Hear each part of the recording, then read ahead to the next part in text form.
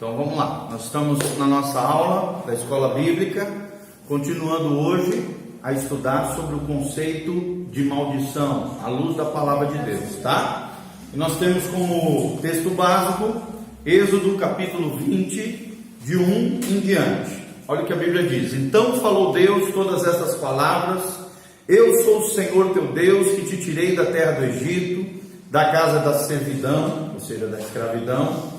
Não terás outros deuses diante de mim, não farás para ti imagem de escultura, nem semelhança alguma do que há em cima dos céus, nem embaixo da terra, nem das águas debaixo da terra.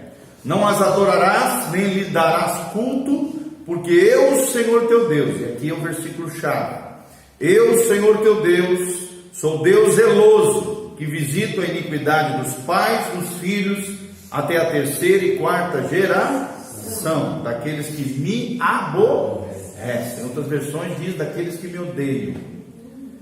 Em outras palavras, é daqueles que viram as costas para Deus e continuam pecando sem se arrepender, quebrando a lei de Deus. Sobre eles virá a maldição, tá? E faço misericórdia até 1000 gerações daqueles que me amam e guardam os meus mandamentos, tá? Então, nós estamos falando acerca do conceito bíblico de maldição, tá? Maldição é uma palavra extremamente bíblica, ela aparece mais de 200 vezes na palavra de Deus, e nós precisamos compreendê-la, né? Maldição é o mal em ação.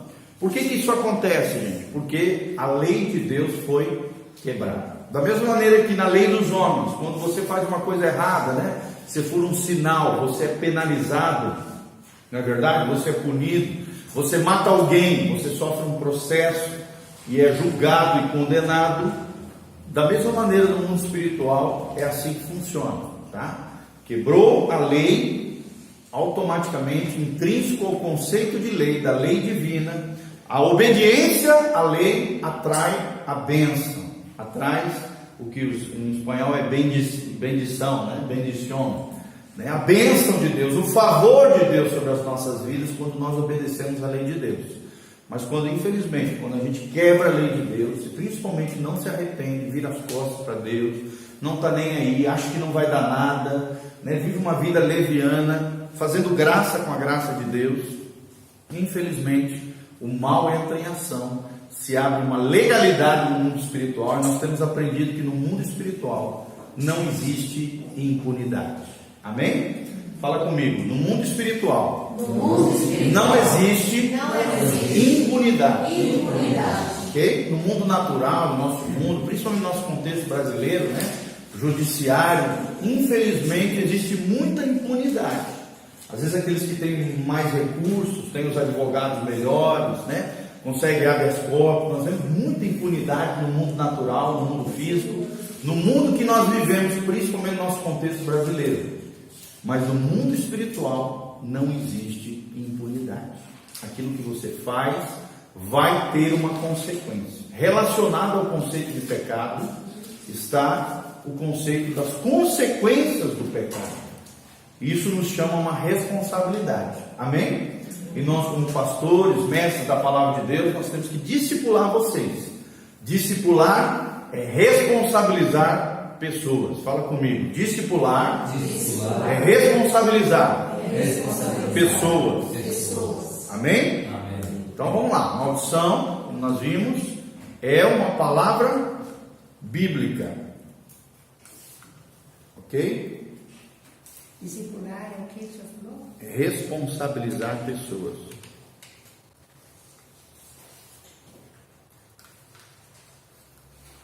Só ver aqui meu negocinho.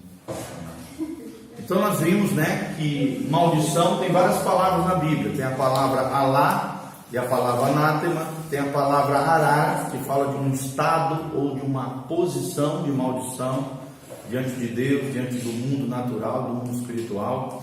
Existe a palavra Kalal, Kabab, Nakab, Izam, que são palavras que falam da maldição advinda por falar mal de alguém, praguejar alguém, difamar e tal, xingar, ou desejar mal a alguém. Tem outra palavra chamada Cataromai, ou Cacalogeu, ou Raca, que é a maldição que procede do falar e que não se cumpre sem causa. Fala comigo, maldição, sem causa, não acontece. Amém? Não acontece. A maldição, para ela se perpetuar, para ela acontecer, ela tem que ter uma causa, ela tem que ter um fundamento, ela tem que ter uma legalidade no mundo espiritual. Ok? Então nós vimos que quase todas as vezes que a palavra maldição ocorre na Bíblia, ela aparece contextualizada ao povo da aliança e não aos ímpios. Geralmente nós crentes, né, nós temos aquela noção de que a maldição só vai vir sobre o ímpio. Nós crentes a gente está isento disso. Não. Se você quebrar a lei de Deus, se você fizer coisa errada, se você voltar as costas para Deus, se você viver uma vida leviana, sem o temor do Senhor, a maldição também atinge o povo da aliança. Tanto é que ela é falada ao povo de Israel, declarada ali em Deuteronômio, diante do povo de Israel, ou seja, ao povo da aliança. Também vale para nós da nova dispensação, ok? As bênçãos que desfrutamos por causa da Bíblia não são uma herança permanente. Nossas escolhas determinam se nós continuamos seguros nelas ou não. Amém? Ou seja, as nossas escolhas definem o nosso futuro. As nossas escolhas definem se nós vamos permanecer na bênção de Deus ou então, se nós fizermos escolhas erradas, vamos entrar num estado, numa posição espiritual chamado de maldição.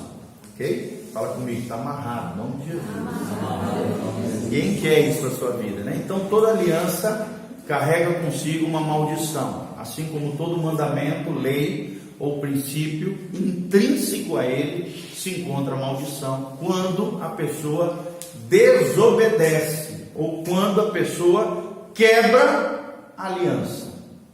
Beleza? Está aqui em Deuteronômio 28:15. Novo Testamento reforça, né, a responsabilidade do crente em relação à sua aliança com Deus. Meu irmão, como é que está a tua aliança com Deus? Como é que está o teu compromisso com o Senhor Jesus? Se é uma coisa que o tempo todo Deus nos chama, é a responsabilidade. Amém? É a fidelidade, a aliança e o compromisso que nós temos com Ele. Terceiro princípio que nós já vimos, estamos só relembrando aqui rapidamente, é que o principal papel da maldição é denunciar as desordens espirituais. Se existe algo de mal em você, se existe algo de ruim acontecendo com você, às vezes é porque, se existem desordens espirituais, muitas vezes é porque está acontecendo, o mal está em ação.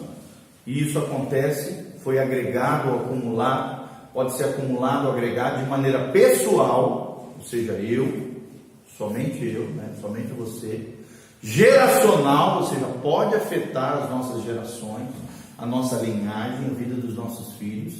Não que eles sejam responsáveis, mas como nós temos falado, pode afetá-los. Um exemplo disso é quando um homem faz uma burrada financeira dentro de casa.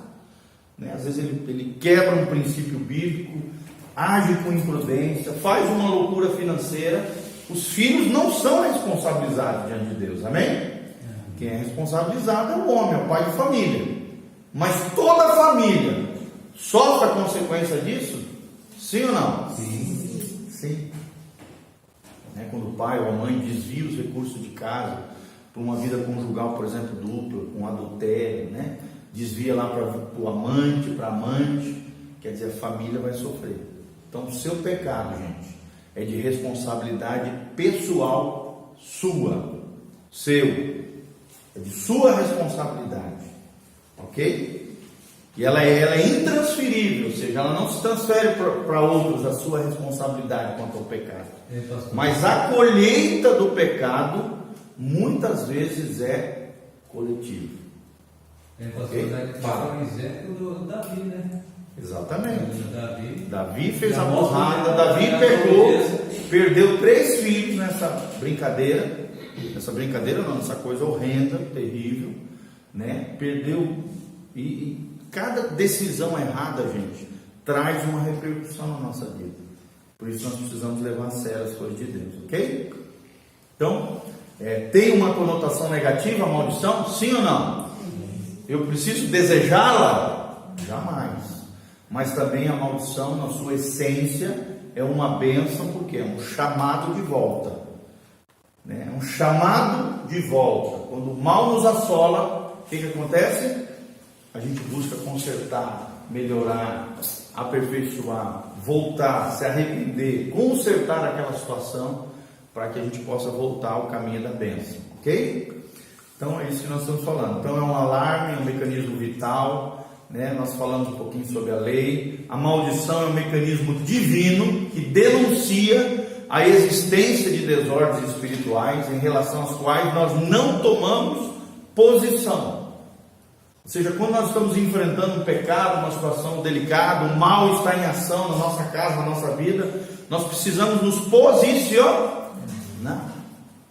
Você precisa tomar uma posição, do lado de Deus ou do lado do mundo sem Deus, do lado da bênção ou do lado da maldição. Josué fala isso, né? Eis que coloca os céus e a terra diante de vós, escolhei, pois, a vida e a morte, a bênção e a maldição. Escolhei, pois, a vida e a bênção. Então, o tempo todo Deus está nos chamando a um posicionamento diante dele, de vida e de morte, de bênção e de maldição. E a nossa escolha, sim, repercute quanto ao nosso futuro, ok? Então, a motivação divina, né, através da maldição, é nos alertar, nos corrigir, nos salvar. E existe, sim, a possibilidade, né, num estado avançado de maldição, até de sermos destruídos por causa do nosso pecado. Sim ou não? Um exemplo bíblico disso é o pecado de Acã, que não afetou só ele, afetou toda a sua família, né? Que morreram ali, seus animais, suas tendas, toda a sua propriedade, tudo aquilo foi destruído, porque um homem pecou. Então é muito sério isso diante de Deus. O pecado é uma coisa trágica, gente, é algo muito sério diante de Deus, ele não pode ser banalizado, tá? A maldição nos guia severamente pelo caminho de volta a um concerto com Deus, a partir do qual a nossa vida retoma, né, o sentido eterno original. Qual é o sentido eterno original, gente? É a nossa comunhão com Deus. O pecado nos afasta de Deus, afeta nosso relacionamento com Deus. Sim ou não, gente? Nossa intimidade com Deus. Quando você peca, né, você vai orar, parece que a tua oração não passa do teto. Não é verdade? Por quê? Porque precisa de um conserto, precisa de um arrependimento, às vezes precisa de uma confissão, às vezes precisa de um quebrantamento, de uma restituição, de uma reconciliação com alguém, para que seja quebrada aquela influência sobre a nossa vida e realmente nós sejamos restaurados por completo. Aqueles princípios implícitos na cruz de Cristo nós vamos ver mais para frente. Então, quebrar uma maldição sem lidar diretamente com as desordens espirituais inerentes, nada mais é do que pura ignorância. Quarto princípio que nós aprendemos, a essência do conceito da maldição é o castigo. É o castigo. Ou seja, quando se fala de maldição, fala de castigo, fala de punição. Pastor, a gente fala de disciplina. Entender que a maldição é uma bênção. Sim. É porque geralmente a gente compreender isso, né? É porque a gente vem de uma cultura, eu já falei lá para trás, tá? Animista, né? Esotérica, né? Onde a gente demoniza tudo, sataniza tudo. E geralmente a gente tem esse conceito, né? De atrelar a maldição com o diabo. Mas não foi o diabo que criou a maldição, foi Deus. Deus usa até o diabo e os demônios. São instrumentos de Deus, muitas vezes. Para quê? Para nos trazer de volta para o caminho do Senhor. Não é verdade? Por exemplo, uma pessoa às vezes começa a se envolver com um monte de coisa, de repente fica endemoniada, aí ela liberta, o que acontece? Fica sabendo que ficou endemoniada. Opa! Ela vai começar a levar as coisas de Deus a sério, porque ela sabe que se ela não levar, se ela abrir de novo a porta no mundo espiritual, vai vir outros 7 demônios piores, é o que diz a Bíblia. E a condição, o estado dela espiritual vai piorar 7 vezes mais.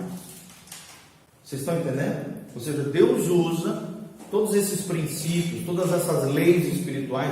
É a lei da semeadura, gente. Tudo aquilo que o homem semear, isso também ele vai ceifar. Se você colher se você semear na bênção, você vai colher bênção.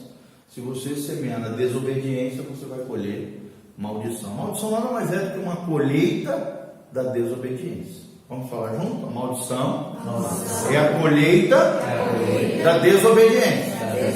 A maldição é o castigo. É a disciplina de Deus. É a correção de Deus. E geralmente a gente tem a tendência de atrelar disciplina, correção com rejeição.